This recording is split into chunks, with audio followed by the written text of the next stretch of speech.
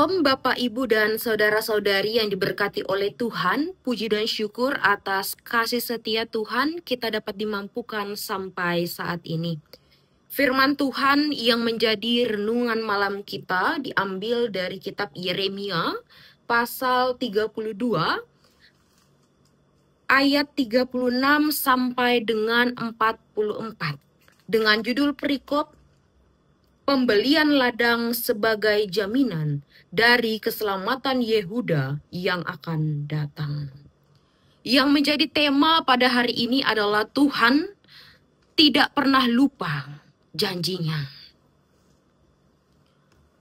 Bapak, Ibu, dan saudara-saudari yang diberkati oleh Tuhan, pernahkah hidup kita berada di titik paling rendah? Seperti semua yang kita bangun itu hancur. Usaha jatuh, hubungan pun ikut rusak, bahkan harapan hilang begitu saja. Hari ini kita belajar dari satu firman Tuhan yang sangat kuat dan menguatkan. Dari Yeremia pasal 32 ayat 36 sampai dengan 44.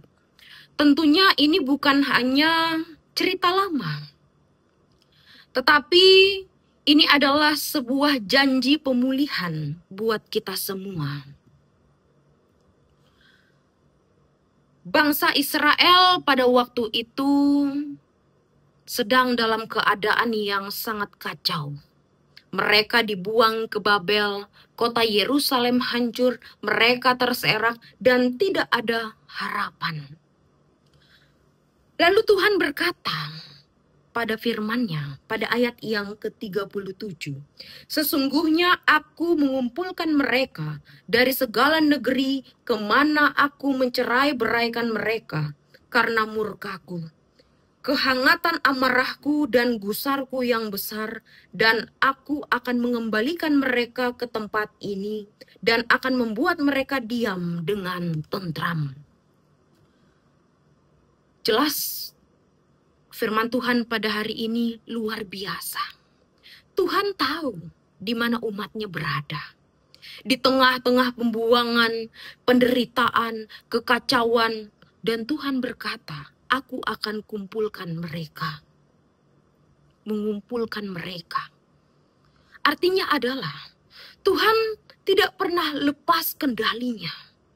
Bahkan ketika kita jatuh karena dosa pun, atau karena keadaan hidup yang berat sekalipun, Tuhan masih mempunyai rencana pemulihan.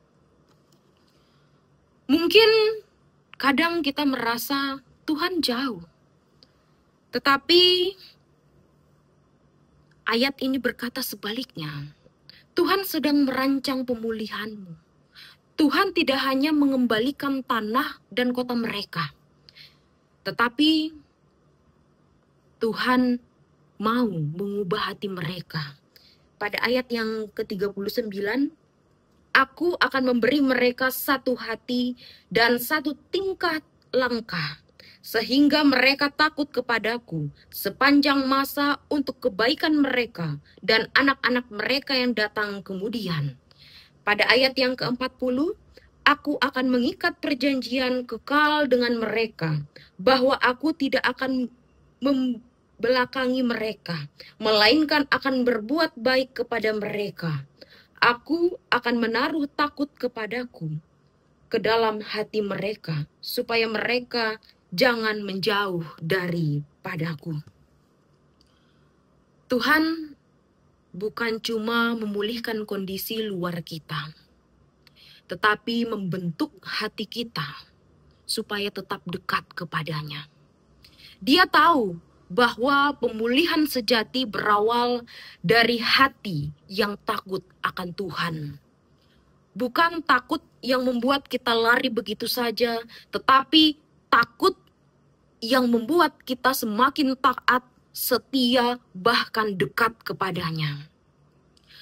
Kadang kita berdoa kepada Tuhan, "Tuhan, tolong selesaikan masalahku." Tapi Tuhan berkata, aku mau pulihkan hatimu lebih dulu, supaya kamu bisa bertahan dan bertumbuh. Tuhan enggak memberkati kita dengan setengah-setengah hati. Di mana firman Tuhan pada ayat yang ke-41, aku akan bergirang karena mereka untuk berbuat baik kepada mereka. Dan aku akan membuat mereka tumbuh di negeri ini dengan kesetiaan, dengan segenap hatiku dan dengan segenap jiwaku. Tuhan tidak hanya rela memberkati, Dia senang melakukannya. Tuhan pencipta langit dan bumi dan seisinya. Dia bergirang untuk berbuat baik kepada kita. Dan bukan dengan sebagian dari hatinya, tetapi dengan segenap hati dan dengan segenap jiwanya. Bapak, Ibu, dan saudara-saudari yang diberkati oleh Tuhan, orang akan membeli ladang lagi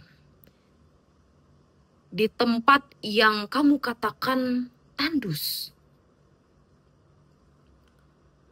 Aku akan memulihkan keadaan mereka.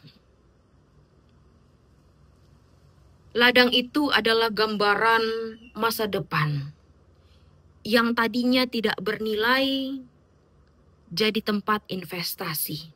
Yang dulunya tandus dan sepi jadi tempat harapan. Mungkin hari ini kita berada di tanah yang tandus dalam kita menjalani kehidupan kita. Kehidupan rohani terasa kering, keuangan sulit, hubungan mulai renggang. Tetapi jangan putus asa, jangan kehilangan harapan. Harapan akan tumbuh kembali di mana Tuhan jelas dalam firman-Nya.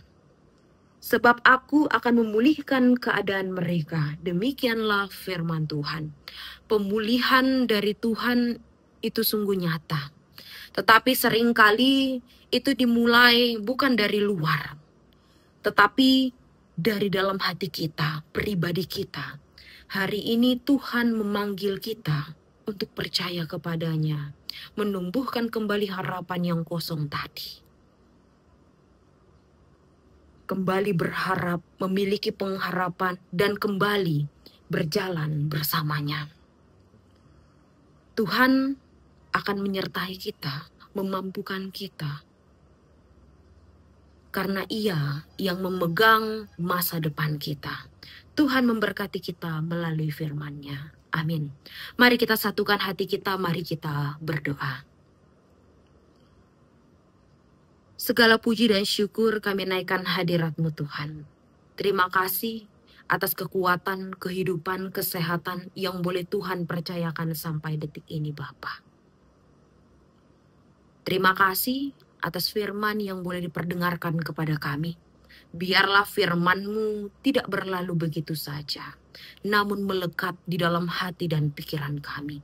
Agar kami senantiasa melakukan firman-Mu di dalam kehidupan kami.